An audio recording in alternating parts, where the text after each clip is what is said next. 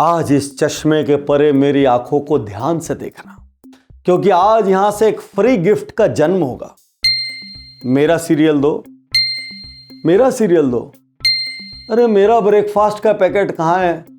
आप कहेंगे पाटनी साहब क्या उज्जवल पाटनी यूट्यूब चैनल पे खड़े होकर आंख मार रहे हो, शोभा देता है क्या? अरे बिल्कुल शोभा देता है। आंख मारने से सवेरे सवेरे एक ब्रेकफास्ट का पैकेट फ्री मिल रहा है। साथियों, आज मैं बात कर रहा हूं दो ऐसे भाइयों की जिन्होंने ब्रेकफास्ट नाम की कैटेगरी को जन्म दिया। आपको शायद ये जानकर आश्चर्य होगा कि इनके पहले ब्रेकफास्ट नाम की कोई कैटेगरी नहीं थी। यूएस में लोग सुबह सुबह नाश्ते में मीट खाते थे, एग खाते थे, पॉरिज लेते थे। किसी को नहीं पता था कि ब्रेकफास्ट कैसे होना चाहिए। इन दो भाइयों ने पहले तो ब्रेकफास्ट के आइटम को क्रिएट किया, फिर ब्रेकफास्ट की कैटेगरी को क्रिएट किया, फिर पूरी दुनिया को समझाया आप गलत ब्रेकफास्ट करते हैं, फिर उनको राइट ब्रेकफास्ट का प्रोडक्ट दिया। और ये करते करते अभी 2023 में इनका मार्केट कैप था $18.39 बिलियन। हिल गए ना? आज की ये केस स्टडी आपको हिला देगी। ये एनलाइटनिंग होगी, एंटरटेनिंग होगी और शॉकिंग भी होगी। यार लोग ऐसा कैसे सोचते हैं? आज मैं आपको एक ऐसे प्रोडक्ट के बारे में बताऊंगा जिसने अपनी कैटेगरी बना के दुनिया में सफलता पाई, लेकिन फाइनली इंडिया में आके फेल हो गया। क्योंकि इंडिया में आने के बाद अलग किस्म की मार्केट स्ट्रेटजीज चाहिए। यही हमने जिलेट की केस स्टडी में भी बताया था। तो आज आप चाहे मैन्युफैक्चरर हो, चाहे डीलर डिस्ट्रीब्यूटर हो, सर्विस प्रोवाइडर हो, आप कुछ भी करते हो, आज आपको कुछ नई शानदार मार्केट स्ट्रेटजीज मिलेंगी। आज आपको पता लगेगा इंडिया में क्या नहीं करना चाहिए। इसलिए आज के शो को एंड तक देखना। यदि यह शो आप तक किसी के माध्यम से पहुंचा तो तुरंत उज्जवल पाटनी यूट्यूब चैनल सब्सक्राइब कर लेना, यदि फ्री का MBA करना हो तो। क्योंकि 500 से ज्यादा वीडियो लाइफ पे, सक्सेस पे, पेरेंटिंग पे, प्रोडक्टिविटी पे, बिजनेस पे, करियर पे, एम्प्लॉइज पे, सब पर वहां है। कोई एक वीडियो भी काम आ गया ना तो जिंदगी बदल जाएगी।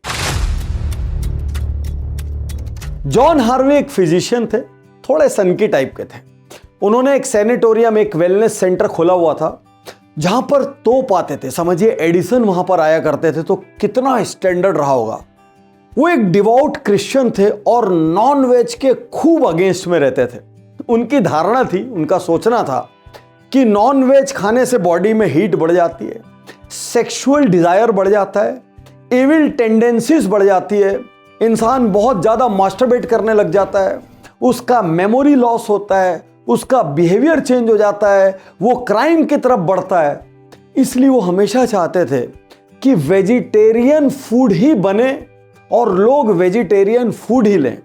तो जब उन्होंने ब्रेकफास्ट को जन्म देने का सोचा तो उन्होंने फ्लोर को मिला के, ओटमील को मिला के, कॉर्न को मिला के एक बिस्किट को जन्म दिया। अब वो बिस्किट इतना खतरनाक था कि शुरू में ट्रायल रन में एक गेस्ट का दांत टूट गया। मतलब आप सोचिए प्रोडक्ट फेलियर की हम यहां पर बात कर रहे हैं, हाउ फर्स्ट प्रोडक्ट फेल्स। वहां पे एक गेस्ट का दांत टूट गया तो ये भी जिद्दी और सनकी आदमी ये बिस्किट को हथौड़े से छोटे छोटे टुकड़ों में तोड़ने लग गए कि भाई छोटा सा पीस खाएगा तो दांत नहीं टूटेगा। दूसरी तरफ 1898 में विल, जो कि किचन संभालते थे, वो एक रात को डव को बाहर खुले में छोड़कर चले गए। सुबह जब लौट कर आते तो देखते हैं कि वो ड्राई हो गया है, फर्मेंट हो गया है। अब वो उससे बिस्किट बनाना चाहते थे। उन्होंने निर्णय लिया कि भाई इसको फेंकते नहीं, यूज कर लेते हैं। तो क्या देखते हैं, बिस्किट जब वो बना रहे हैं तो वो फ्लेक्स में कन्वर्ट हो जा रहा है और वो फ्लेक्स ज्यादा क्रिस्पी है, ज्यादा क्रंची है। और यहां पर ब्रेकफास्ट में सीरियल्स का फ्लेक्स का जन्म हुआ। साथियों, आज एक बात आपसे कहना चाहता हूं, कभी फर्स्ट प्रोडक्ट फेल भी हो जाए तो निराश मत होना। $1 बिलियन कंपनीज उसके बाद भी क्रिएट होती है। और लगातार एक्सीडेंटल इन्वेंशंस पर ध्यान रखना। कभी कभी कोई चीज अचानक ऐसे सामने आ जाएगी, आपको समझ ही नहीं आएगा, लेकिन हो सकता है वही आपका प्रोडक्ट हो। और अब जो भी कर रहे हैं वो छोड़ के पूरा फोकस मेरी बातों पर ले आइए, क्योंकि अब आपको यह पता चलने वाला है कि आंख मारने से फ्री सीरियल कहां पर मिलता है। अब आपको यह पता चलने वाला है कि 1906, 1907 इतने पहले विल हार्वी ने ऐसी ऐतिहासिक मार्केटिंग स्ट्रेटजीज अडॉप्ट की जिनको अडॉप्ट करने में शायद आज भी आप कई बार सोचेंगे। मार्केट का चैलेंज क्या है? मैन्युफैक्चरर माल बनाता है और रिटेलर या डिस्ट्रीब्यूशन चैनल माल को लेने को तैयार नहीं होते। वो खूब सारे नियम कायदे कानून लगाते हैं, खूब डिस्काउंट मांगते हैं, क्रेडिट मांगते हैं और यहां तक बोलते हैं बिकेगा तो ठीक, नहीं बिकेगा तो वापस ले जाना। ये बहुत बड़ा चैलेंज मैन्युफैक्चरर्स फेस कर रहे हैं। ये आज का चैलेंज नहीं है, ये 1906 का चैलेंज है। लेकिन उस वक्त विल ने क्या रास्ता निकाला? विल जब अपना ब्रेकफास्ट का सीरियल लेके अलग अलग दुकानों में पहुंचे तो ग्रोसरी स्टोर्स ने रखने से मना कर दिया। बोले क्या बकवास प्रोडक्ट है, कभी अमेरिका किसी हाल में ऐसा ब्रेकफास्ट नहीं करेगा। लोग यहां पर अंडा खाते हैं, मीट खाते हैं, सुबह सुबह ये क्या खिला रहे हो, घास फूस। लेकिन उन्होंने हिम्मत नहीं हारी, उन्होंने नया तरीका अपनाया। पहले उन्होंने प्रोडक्ट पुश करने की सोची दुकानों में, नहीं हो पाया। उन्होंने सोचा पुल स्ट्रेटजी अपनाते हैं। उन्होंने बाजार में लेडीज को कूपन देना स्टार्ट किया। उनके लोग घर घर जाते, दरवाजा खटखटाते, लेडीज को कूपन देते और कहते जिस भी ग्रोसरी स्टोर से सामान खरीदते हो उसको ये कूपन दो और उससे फ्री ब्रेकफास्ट सीरियल का पैकेट ले लो। अब लेडीज को क्या, सभी को फ्री में खूब मजा आता है। वो लेके दुकान जाते और जैसे ही मांगते लाओ इसका पैकेट दो, दुकानदार बोलता नहीं है, ग्राहक का दिमाग खराब हो जाता, वो दूसरी दुकान में जाने लग जाता। और दुकानदारों ने देखा ये क्या तमाशा है, हमारे तो कस्टमर छोड़ छोड़ के जा रहे हैं। आज वो एक प्रोडक्ट दूसरी जगह से लेंगे, कल 100 प्रोडक्ट दूसरी जगह से लेंगे। अपने आप दुकानदारों ने खुद फोन लगा लगा के इनका ब्रेकफास्ट सीरियल मंगा के रखना शुरू किया। उस समय सोचिए, इस वाउचर स्ट्रेटजी से, इस फ्री कूपन स्ट्रेटजी से पूरे मार्केट की हर दुकान को इनका प्रोडक्ट रखना पड़ा। जरूर इनको कुछ हजार गिफ्ट सेट्स लगे होंगे, लेकिन कितना बड़ा टीआरपी मिला, कितनी बड़ी बातचीत, कितना बड़ा हाइप क्रिएट हुआ चारों तरफ। और अपने आप लोग उस प्रोडक्ट को यूज करने लग गए। एक बार फ्री में यूज करेंगे, 2 बार फ्री में यूज करेंगे, तीसरी बार अपने आप उसकी आदत पड़ जाएगी और वो खरीदने लग जाएंगे। क्या ये स्ट्रेटेजी आपके बिजनेस में काम करेगी? सोच के देखिए। न्यूयॉर्क का मार्केट एक टफ मार्केट था। वहां पे एडवर्टीजमेंट की कॉस्ट बहुत हाई थी, प्रिंट मीडिया की कॉस्ट हाई थी, इलेक्ट्रॉनिक मीडिया की कॉस्ट हाई थी। अब न्यूयॉर्क को कैसे कैप्चर करें? और तब पैदा हुई ऐतिहासिक विंक स्ट्रेटजी। और वो विंक स्ट्रेटजी ऐसी फैली कि आज तक अलग अलग मैनेजमेंट इंस्टीट्यूशंस उसको डिस्कस करते हैं और एक पूरे देश के ब्रेकफास्ट करने का तरीका एक मार्केटिंग स्ट्रेटजी ने चेंज कर दिया। आइए इस विंक स्ट्रेटजी कैंपेन को समझते हैं। W for wink, W for Wednesday और W फॉर विल। विल ने चुना वेडनेसडे को विंक स्ट्रेटजी के लिए कि हर वेडनेसडे को यदि लेडीज अपने ग्रोसरी स्टोर पर जाएगी और सामने से उस ग्रोसरी स्टोर ओनर को आंख मारेगी। इमेजिन कीजिए, घरों से औरतें निकल रही हैं, सजी धजी निकल रही है, यंग एज की, मिडिल एज की, सीनियर एज की, और दुकानदार को जाके आंख मार रही है। सुबह से दोपहर आंख मार रही है, शाम आंख मार रही है, रात आंख मार रही है। और दुकानदार को आंख मारते साथ उस लेडीज का खाली नाम नोट करना है और उसके बाद उसको गिफ्ट में एक ब्रेकफास्ट सीरियल का पैकेट देना है। भाई पूरा अमेरिका वेडनेसडे विंक का शिकार हो गया। लोग बागों को आंख मारने की ऐसी आदत पड़ी कि लोग दूसरे दिनों पर भी आंख मारने लग गए। और ये प्रोडक्ट ना तो इसने अखबार को 1 पैसा दिया, ना इसने टीवी को 1 पैसा दिया, ना बड़े बड़े बिलबोर्ड लगाए, होर्डिंग लगाए। लोगों ने बिना किसी सोशल मीडिया के, सोचिए उस वक्त ना इंस्टा था, ना एफबी था, ना ट्विटर था, ना लिंक्डइन था, कुछ भी नहीं था। सिर्फ आंख मार मार के पूरे अमेरिका की ब्रेकफास्ट हैबिट चेंज कर दी। और घर में भी जब लोग एक दूसरे को आंख मारते तो लोग एक दूसरे से मजाक में कहते हैं यहां फ्री में नहीं मिलेगा। तो एक तरीके से वो वेडनेसडे विंक के कल्चर में बिल्ड हो गया। सोच कर देखिए, क्या आपके व्यापार में ऐसी कोई शॉकिंग मार्केटिंग स्ट्रेटजी हो सकती है? भले ही आपके पास कन्वेंशनल मींस में बड़ा खर्च करने के लिए बजट ना हो, लेकिन क्या ऐसी कोई आउट ऑफ बॉक्स थिंकिंग आज आप कर सकते हैं? क्योंकि अल्टीमेटली जो दिखेगा वही बिकेगा, जो शॉक करेगा उसी की बातें होंगी। और अब मैं आपको बताने जा रहा हूं, दुनिया का ब्रेकफास्ट लीडर वो इंडिया में 1994 में आया और 1995 में अपनी 80% सेल लूज कर गया। भाई इंडिया एक टफ मार्केट है, यहां पे सेलेक्ट होना इतना आसान नहीं है। चलिए बात करते हैं कि केलॉग्स ने खुद क्या इन्फ्रेंसेस निकाले, क्यों वो फेल हुए। यूएस की तरफ, यूरोप की तरफ कोल्ड फूड ज्यादा चलता है, वो लोग इन सीरियल्स को कोल्ड मिल्क में डाल के खाते हैं। लेकिन इंडिया में हमेशा से हॉट का कल्चर रहा है। ये जंक का, ये फ्रिज्ड फूड का कल्चर तो अभी अभी कुछ साल से आया है, नहीं तो पहले हमारे घर में जब कोई आता था उसके लिए गर्म रोटी बनती थी, गर्मा गर्म खाना खाता था। तो जब उन्होंने इंडिया में कोल्ड मिल्क के साथ इसको लॉन्च किया तो इंडिया ने इसको स्वीकार करने से इनकार कर दिया, क्योंकि इंडिया को हार्ड की आदत थी। दूसरा, जैसी मिल्क में प्रोडक्ट को डालते थे, देखो यूजर बिहेवियर की बात कर रहा हूं, जो चीज अमेरिका में जिस तरीके से सक्सेसफुल होगी जरूरी नहीं वो इंडिया में होगी। आप बहुत सारे बिजनेस स्ट्रेटेजीज पर आधारित वीडियो जब उज्जवल पार्टनर यूट्यूब चैनल पर देखेंगे आपको समझ आएगा, हर प्रोडक्ट को देश के हिसाब से कस्टमाइज होना पड़ता है।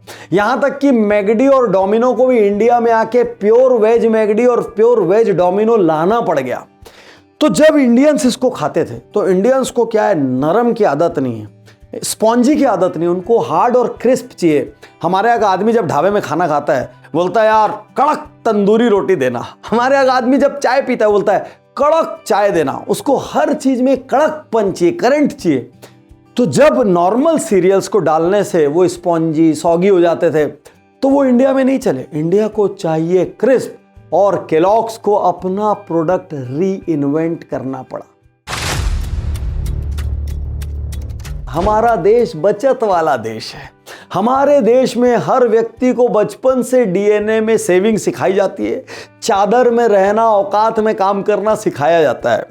तो जब केलॉग्स इंडिया आया तो उन्होंने सोचा ये हमारा यूनिक प्रोडक्ट है, जो भी रेट रखेंगे लोग हाथों हाथ लेंगे। ना ना ना, इंडिया डिफरेंटली बिहेव करता है। यहां पर सबसे अच्छा भी चाहिए और कम पैसे में भी चाहिए। तो मार्केट में आधा किलो का वही सीरियल दूसरी कंपनी का 37 रुपीज में उपलब्ध था, और मान लीजिए केलॉग ने अपना प्राइस 64 रखा। इंडिया ने उसको जड़ से उखाड़ दिया। इंडिया ने बोला नहीं चाहिए। तो केलॉग्स को इंडिया में डिफरेंशिएटेड प्रोडक्ट, कम कॉस्ट का प्रोडक्ट, अफोर्डेबल प्रोडक्ट लाना पड़ा।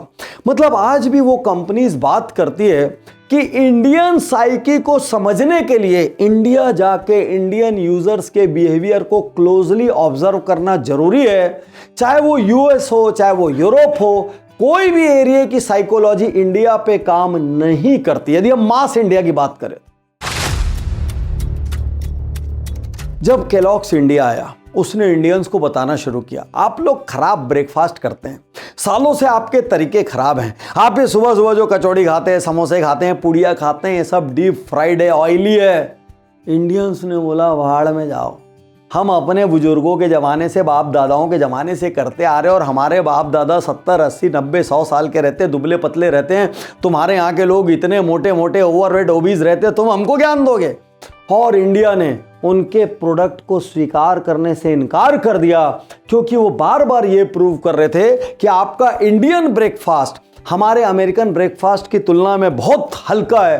तो इंडियंस को लगा मतलब आप हमको हल्का बता रहे हो, आप हमारे इतिहास को हल्का बता रहे हो, आप हमारे कल्चर ट्रेडिशन को हल्का बता रहे हो। उन्होंने प्रोडक्ट को ही साफ कर दिया, जाओ रख लो अपने देश में। और यहां पर फिर केलॉग्स को अपनी पूरी की पूरी मार्केटिंग स्ट्रेटेजी चेंज करनी पड़ी। सोच के देखिए, ऐसा ही कोई ब्लंडर क्या आप किसी प्रोडक्ट में कर रहे हैं, या आप किसी प्रमोशन या मार्केटिंग में कर रहे हैं, किसी नैरेटिव में कर रहे हैं, किसी एक्सप्लेनेशन में कर रहे हैं तो रुक जाइए। जहां माल बेचना है पहले उसकी तारीफ करनी पड़ेगी, फिर अपना बेनिफिट बना के फिर उसकी तारीफ करके सैंडविच बनाकर ही बेचा जा सकता है। किसी की निंदा करके उसी को माल बेचना बहुत कठिन है। अब बड़ा सवाल यह उठता है कि 80% सेल डाउन हो जाने के बाद, इन मार्केटिंग फेलियर्स के बाद केलॉग्स ने करेक्टिव स्टेप्स क्या लिए? तो सबसे पहला सिंपल करेक्टिव स्टेप, अपने प्राइस पॉइंट को लो कर दिया ताकि इंडियंस की फ्रूगल साइकोलॉजी को वो टच कर सके, और यहां उनको पहली जीत हासिल हुई। उन्होंने इंडिया में अपनी एक टीम भेजी जिन्होंने डीप यूजर रिसर्च किया और उनको एक बात समझ आई कि इंडिया में फ्रूट्स का बहुत कल्चर है। लोग घरों में बैठ के फ्रूट खाते हैं, दादी अम्मा मम्मी पापा दादाजी ये सब लोग फ्रूट काट काट के देते हैं, बच्चों को अपने हाथ से खिलाते हैं। तो उन्होंने देखा कि इंडिया में यदि फ्रूट्स के फ्लेवर के साथ सीरियल लॉन्च किया जाए तो शायद हिट होगा, और वो सही थे। उन्होंने मैंगो, चीकू, बनाना, स्ट्रॉबेरी सब कुछ ऐड किया, और खास बात ये उन्होंने दुनिया भर में ऐड नहीं किया।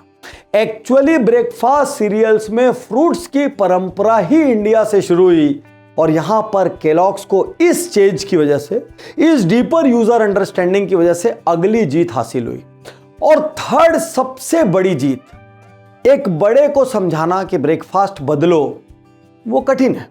उनकी धारणाएं पक्की हो जाती है, उनके खाने का एक तरीका सेट हो जाता है, वो किसी की सुनते नहीं है, और धीरे धीरे हेल्थ के प्रति कॉन्शियसनेस अवेयरनेस कम भी होती है।